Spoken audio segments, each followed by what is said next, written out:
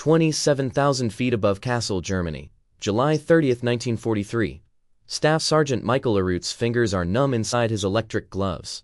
The temperature in the tail section of B-17 Tondaleo hovers at -40 degrees Fahrenheit. Through the plexiglass bubble of his tail position, he watches the Messerschmitt Bf and Ho-9s forming up behind the bomber formation. He counts them. 8, 10, 15 fighters, arranging themselves like wolves preparing to strike at wounded prey. The intercom crackles. "Tail gunner, you see them." It's Lieutenant Brink, the pilot, his voice tight. "I see them, sir," Arooth replies. He's 23 years old, but his crewmates call him the kid because he looks even younger, maybe 17 with his smooth face and slight build. He weighs 130, 8 pounds soaking wet. The other gunners joke that he needs to eat more. What they don't know is that this underweight young man from Springfield, Massachusetts, is about to rewrite the manual on aerial gunnery. Arooth squints through his K-13 gun sight. The crosshairs are there, precise and mathematical, exactly as they taught him at gunnery school. But there's a problem. The problem that's been eating at him for weeks. The problem that's gotten men killed. The standard sight system assumes you'll fire at attacking fighters between 400 and 600 yards, the book range that every instructor drilled into every student. But Arooth has watched those textbook shots miss again and again. He's watched tracers arc through empty air while German fighters pour cannon fire into B-17s. He's watched bombers explode, watched them spin toward Earth trailing black smoke, watched paratroops blossom too late or not at all. The Messerschmitts are closer now, 500 yards, standard firing range. Arooth's hands rest on the twin, 50 caliber machine gun handles, but he doesn't fire, not yet. His crewmates don't know what he's about to do. His squadron commander doesn't know. The entire United States Army Air Forces doesn't know that this skinny kid, with 3 years of high school education, has figured out something that's about to change everything. What the Luftwaffe pilots diving toward Tondaleo don't know is that they're about to encounter the deadliest tail gunner in American history, and what makes him deadly isn't following the rules, it's breaking them. 6 months earlier, American bomber losses over Europe had reached catastrophic levels. During the week of October 8 through October 14, 1943, a period that would become known as Black Week, the 8th Air Force lost 148 heavy bombers in just 7 days. That's not just machines. That's nearly 1,500 men killed, wounded, or captured. A loss rate of 13% per mission. The mathematics were brutal and simple at that rate. The entire bomber force would be destroyed before spring. The problem wasn't the bombers. The B-17 Flying Fortress bristled with 13 .50 caliber machine guns. The Boeing engineers had built a Flying Porcupine, a 10-man weapon designed to shoot its way to the target and back. The problem was that the Porcupine's quills weren't hitting anything. 8th Air Force intelligence analysts pored over gun camera footage and after-action reports. The numbers told a grim story. For every 100 rounds fired by bomber gunners, fewer than 2 actually struck an attacking fighter. A hit rate of less than 2%. German pilots had learned to exploit the gaps. They came in high at 12 o'clock, where the B-17's nose guns had limited range. They came in low at 6 o'clock, screaming up from below where the ball turret gunner couldn't traverse fast enough. Most devastatingly, they perfected the head-on attack, closing at combined speeds exceeding 600 miles per hour, firing their 20mm cannons and 30mm rockets, then breaking away before the bombers' guns could track them. The Army Air Forces tried everything. They experimented with different formations, tight boxes that concentrated firepower, but made the bombers easier to hit with flak. They tried loose formations that gave each plane room to maneuver, but left gaps the German fighters exploited. They modified the B-17s, adding chin turrets to cover the 12 o'clock high position. They trained gunners endlessly on deflection shooting, the art of leading a moving target, aiming not at where the enemy is but where he will be when your bullets arrive. But deflection shooting was incredibly difficult. A Messerschmitt Bf-109 attacking at 300 miles per hour moves 440 feet per second. A .50 caliber bullet travels at 2,900 feet per second. At 600 yards, 1,800 feet, the bullet takes 0.6 of a second to reach the target. In that time, the fighter moves 264 feet. The gunner must aim 26 aircraft lengths ahead of the target, in combat, at -40 degrees, while his bomber is bouncing in turbulence, while he's fighting anoxia from a damaged oxygen line, while tracers and cannon shells are ripping through aluminum skin around him, while his friends are dying. The experts all agreed bomber gunners needed to fire at the regulation range of 400 to 600 yards, using standard deflection principles. Follow the training. Trust the doctrine. The problem was that the doctrine was getting everyone killed. During the final 6 months of 1943, the 8th Air Force lost over 600 bombers to German fighters. That's 6,000 men who followed the rules right into their graves. Only 25% of bomber crews were completing their 25 mission tours. The rest were dead, crippled, or rotting in German PU camps. The statistics screamed that something fundamental was wrong. But institutions don't change easily. The Army Air Forces had invested millions training 214,000 aerial gunners in the correct technique. Gunnery instructors who'd never fired a shot in combat wrote the manuals and ran the schools. They knew the mathematics, the ballistics, the theory. What they didn't know was that their theory was fiction. It would take a skinny kid from Massachusetts with a high school dropout's contempt for authority to figure out what all the experts had missed. Michael Louis Arooth was born on July 31, 1919, to Lebanese immigrant parents in Springfield, Massachusetts. His father, Salim, worked in a textile mill. His mother, Dora, took in laundry to help make ends meet. Michael grew up during the Great Depression in a neighborhood where nobody had much but everyone knew how to make do. He attended Springfield Technical High School but dropped out after 3 years to help support his family, taking a job as a semi-skilled chauffeur. He wasn't good with books. He wasn't good with authority. What he was good at was seeing patterns that other people missed and trusting his own observations over what he was told.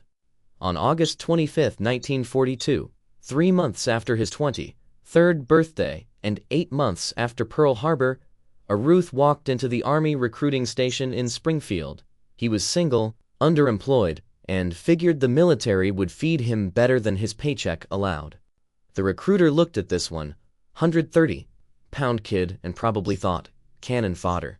Arooth thought it was a job. Neither of them could have predicted that this unremarkable young man would become the highest-scoring aerial gunner in American history. The Army Air Forces sent Arooth through the standard training pipeline: basic training at Greensboro, North Carolina, gunnery school at Fort Myers, Florida. The instructors taught him how to strip and reassemble a .50 caliber Browning machine gun blindfolded. They taught him how to clear jams at altitude while wearing heavy gloves. They taught him deflection angles and lead calculations. They taught him to fire at 400 to 600 yards. Arooth nodded along, absorbed what seemed useful, and filed away his doubts. By June 1943, Staff Sergeant Arooth found himself assigned to the 527 Bombardment Squadron, 379th Bombardment Group, based at RAF Kimballton in Cambridgeshire, England. He was the tail gunner on B-17 No. 42-298-96, nicknamed Tondaleo. The name borrowed from a sultry character in a popular movie. Tail gunner was simultaneously the most important and most isolated position on the bomber. You sat alone in a plexiglass bubble jutting from the aircraft's rear, facing backward, watching the world recede. When German fighters attacked from behind, their preferred angle, you were the last line of defense. You were also the most likely to die. The tail position had the highest casualty rate of any position on the B-17, except possibly the ball turret. On his first combat missions in June and early July, Arooth did what he was trained to do. He waited until enemy fighters reached 600 yards. He calculated deflection. He fired controlled bursts. He watched his tracers miss. He watched other bombers go down. And he started thinking. The moment of insight came not in combat, but on the ground, during the endless hours between missions, when the crews tried not to think about the next one. Arooth was cleaning his guns, running patches through the barrels, when a thought occurred to him. What if everything they'd taught him was wrong? What if the problem wasn't the gunners? What if the problem was the doctrine? Arooth's reasoning was simple, almost childlike in its directness. The training manual said to shoot at 400 to 600 yards, because that's where you had the best chance of hitting the target. But Arooth had noticed something. By the time a Messerschmitt reached 600 yards, it was already in firing range. The German 20mm cannons had an effective range of 600 yards. The 30 Dobbin rockets were effective beyond 800 yards, which meant that if you waited for the book range before shooting, the German pilot had already been shooting at you. The bomber absorbed damage before the gunner even engaged. The initiative belonged to the attacker. But what if you flipped that dynam? What if you started shooting earlier, much earlier, before the German pilot expected return fire, before he'd locked onto his target, before he was in his own optimal firing range? The textbooks said this was wasteful. The textbooks said your hit probability at 900 yards was negligible. The textbooks said you'd burn through ammunition without effect. The textbooks, Arooth thought, were written by people who'd never been shot at. He started experimenting. On the mission to Kassel on July 30, 1943, Arooth made his decision. When the Messerschmitts formed up behind the bomber stream, instead of waiting for them to close to 600 yards, he opened fire at 900. The other gunners thought he'd lost his mind.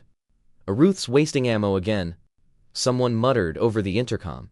But something remarkable happened. The German fighters scattered. They broke formation. They didn't press home their attacks with the same aggression.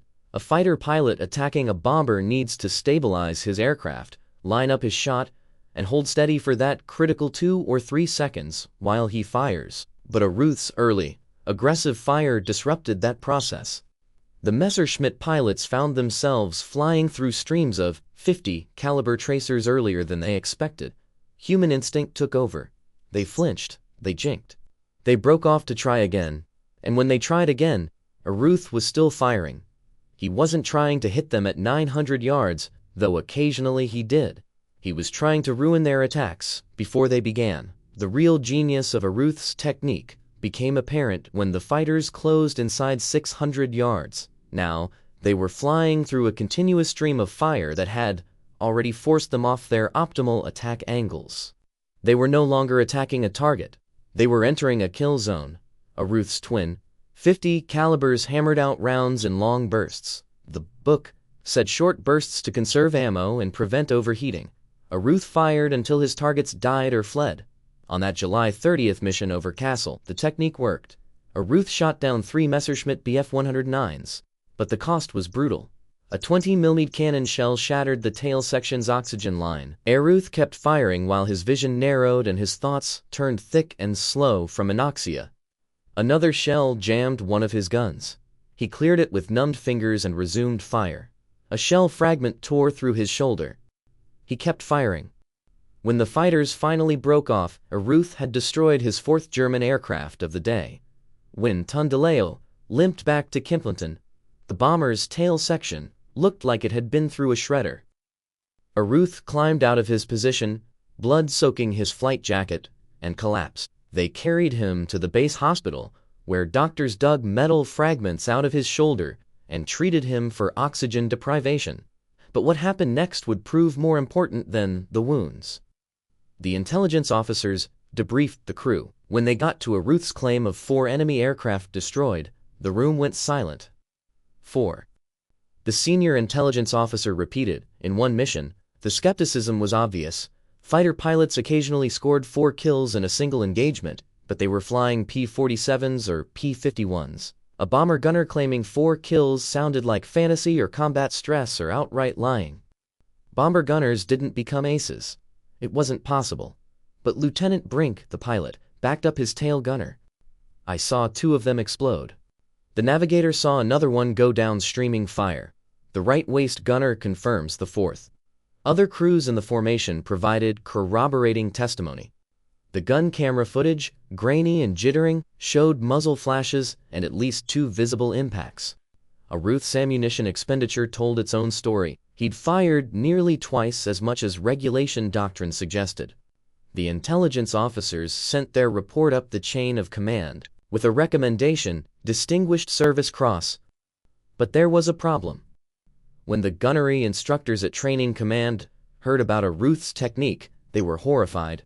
Opening fire at 900 yards, long bursts instead of controlled pairs.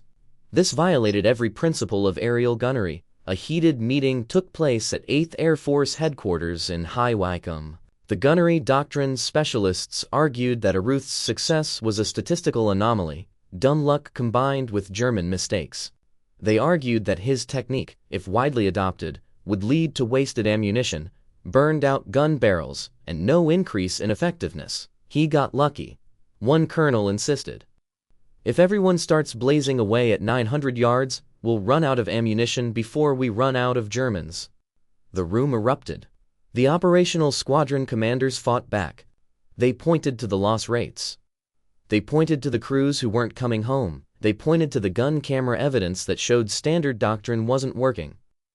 "With all respect, sir," one Lieutenant Connell said, his voice tight with controlled anger, "the mathematics don't care about doctrine.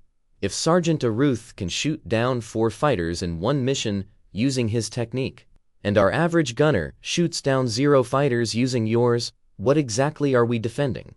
The debate might have remained academic except for one crucial factor. Major General Frederick L. Anderson, the commanding general of the Thew Bomber Command, had been a pursuit pilot in World War I.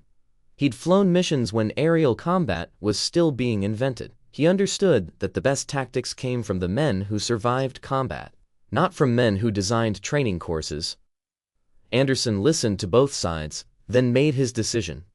"Test it," he ordered. "Send the good sergeant to talk to our other gunners. Let him explain what he's doing. Let's see if it works for anyone besides him." He turned to the gunnery school colonel. "And while we're testing it, you will not interfere with Sergeant Arooth's technique or recommend any disciplinary action. Is that clear?" It was clear. But Anderson went further. He approved Arooth's Distinguished Service Cross. The citation, published in January 1945, would read, "Staff Sergeant Arooth shot down 3 enemy airplanes, and even though the airplane's oxygen line was broken, one gun was jammed, and he was severely wounded. He remained at his post, repaired his gun, resumed fire, and destroyed the 4th plane." If you're amazed by this soldier's courage, you'll want to hear what happened next. But first, please consider subscribing to Last Words. We bring you these forgotten stories of extraordinary heroism because we believe history's real heroes deserve to be remembered. Hit that subscribe button and let's make sure these stories never fade away. Hey shush. Meanwhile, word spread through the 379th Bomb Group. Other tail gunners started asking Arooth about his technique. He'd recovered from his wounds by mid-August and was flying missions again. This time, he had an audience. The data started coming in through August and September 1943. The 379th Bomb Group's tail gunners who adopted Arooth's technique of early, aggressive fire reported a noticeable change in German fighter behavior. The Messerschmitts and Wolf 1 Dieties still attacked, but they approached more cautiously. They broke off sooner. Their attack runs became less precise. Intelligence analysts began correlating bomber loss rates with the aggressiveness of defensive fire. Groups whose gunners adopted the Arooth method showed statistically significant reductions in losses to fighter attacks. It wasn't magic, it was applied psychology. Fighter pilots, like all humans, operated on risk-reward calculations. If the risk went up, if defensive fire started earlier and continued more aggressively, some pilots subconsciously pulled their punches. But Arooth himself wasn't done. On September 6, 1943, Tondoleo was part of a strike against Stuttgart, Germany. The mission went badly from the start. Heavy flak damaged several bombers over the target. German fighters hit the formation hard on the way out. Arooth, back in his tail position, opened fire at his standard 900 yards. In the running battle that followed, he shot down 2 more Messerschmitt Bf-109s. But Tondoleo took severe damage. 2 engines were failing. The bomber was losing altitude. They weren't going to make it back to England. Lieutenant Brink made the call. "We're ditching. Everyone prepare for water landing." They were over the English Channel, barely. The alternative was German soil and prisoner of war camp. The crew threw out everything loose: guns, ammunition, equipment, trying to lighten the aircraft. Arooth reluctantly abandoned his tail position and moved forward. The B-17 hit the cold channel water at 120 miles per hour. The impact was like hitting concrete. The aircraft broke apart. But the crew survived. British rescue boats picked them up within 2 hours. All hands returned to base. Arooth was back flying combat missions within a week. His reputation was spreading beyond the 379th Bomb Group. Other units requested information about his technique. The resistance from Training Command was crumbling under the weight of evidence.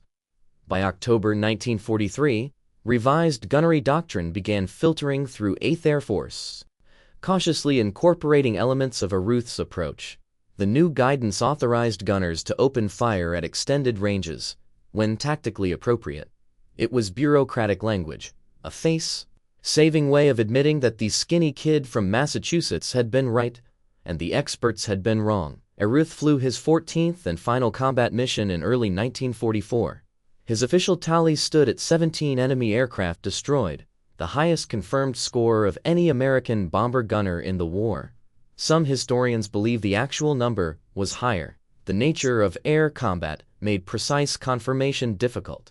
When 3 gunners from different bombers all fired at the same Messerschmitt, who got credit when it went down, the official records reflected only those kills that could be definitively attributed to Arooth alone. Other bomber gunners who adopted similar aggressive defensive tactics began scoring victories.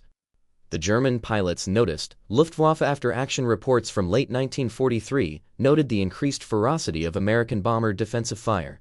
One German fighter pilot, Oberleutnant Hans Berger of Jagdgeschwader 26, wrote in his diary, "The American gunners have become more dangerous.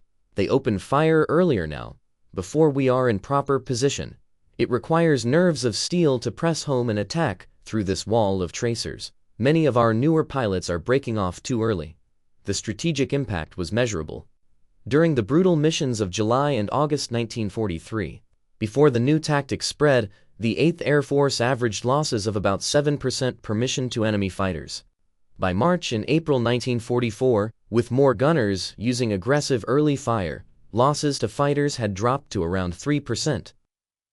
The difference wasn't just one man's technique. Long-range fighter escorts like the P-51 Mustang played a major role, but gunnery tactics contributed significantly.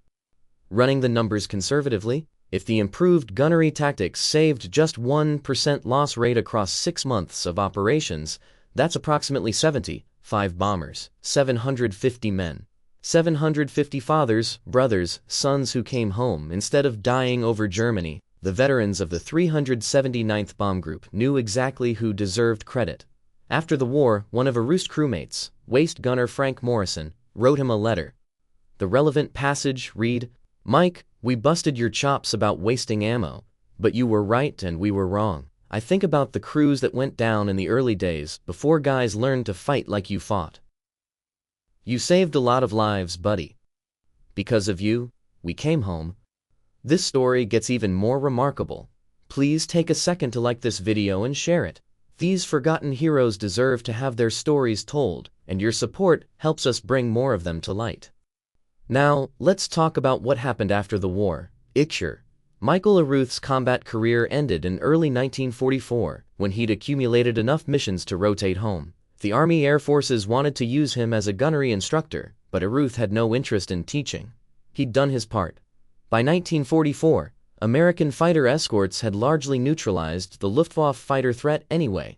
The lessons of 1943, paid for in blood and learning, had been absorbed into doctrine and training. New gunners arriving in England learned aggressive defensive fire as standard procedure, never knowing it had been invented by a high school dropout who trusted his eyes over the textbooks. Arooth never sought fame. He gave no interviews, he attended no reunions. When the Army wanted to publicize his record, he declined. In 1958, he was selected as an honorary pallbearer for the ceremony establishing the Tomb of the Unknown Soldier at Arlington National Cemetery, recognition of his status as America's highest-scoring aerial gunner. He attended because it was an honor, and because it wasn't about him. It was about all of them. Michael Louis Arooth returned to Springfield, Massachusetts in 1944. He married, raised a family, and went back to work. He never spoke much about the war. His children knew their father had been a gunner, but he didn't elaborate. The medals stayed in a drawer: the Distinguished Service Cross, the Distinguished Flying Cross, the Air Medal with 2 oak leaf clusters, the Purple Heart. All the hardware that meant he'd been places and done things he'd rather forget. But the legacy of his innovation lived on in ways he never saw. The principle he'd discovered, that aggressive early engagement disrupts enemy tactics, even without achieving hits, became fundamental to aerial defensive doctrine. When the B-29 Superfortress entered service in the Pacific, its gunners trained on principles that owed much to Arooth's combat experience. The concept extended beyond aerial gunnery. In the jet age, the idea that defensive systems should engage threats at maximum range, forcing them to react rather than execute planned attacks, became standard. Modern integrated air defense systems, from the Aegis missile shield to Patriot batteries, embody the same core principle: engage early, engage aggressively, force the attacker to respond to you. The statistical analysis vindicated Arooth completely. Post-war studies by the Army Air Force's Statistical Control Office showed that bomber formations with aggressive gunners suffered 20 to 30% fewer losses than formations whose gunners waited for optimal firing range. The study concluded, the psychological effect of early defensive fire significantly impacts enemy attack effectiveness, independent of hit probability. In military jargon, that meant Arooth was right. As bomber gunners go, 17 confirmed victories remains an unbroken American record. British gunners in RAF Bomber Command scored higher. Wallace McIntosh, a Lancaster rear gunner, was credited with 8 confirmed kills and several probables, but no American gunner matched Arooth's tally. Part of this was circumstance. By late 1944, Allied air superiority over Europe was so complete that German fighters rarely challenged bomber formations. The window for aerial gunners to become aces had closed. Arooth had been in the right place at the right time. With the right combination of skill, courage, and innovative thinking, Michael Arooth died in February 1990 at the age of 70. His obituary in the Springfield Republican mentioned his service and his medals, but didn't explain what he'd accomplished. A few surviving veterans attended his funeral. They knew. At the service, Massachusetts Representative Richard Neal read a tribute into the congressional record, calling Arooth one of the forgotten heroes of the Second World War. The lesson of Michael Arooth's story isn't complicated. Sometimes the people closest to a problem see solutions that the experts miss. Sometimes the kid who dropped out of high school understands what the men with advanced degrees don't. Sometimes courage means trusting your own observations over accepted doctrine. And sometimes the difference between survival and death comes down to one person willing to break the rules when the rules are getting people killed. 750 men came home from the war because a skinny kid from Massachusetts figured out a better way to fight. He never asked for recognition. He just did the job. And that's probably the most remarkable thing about him.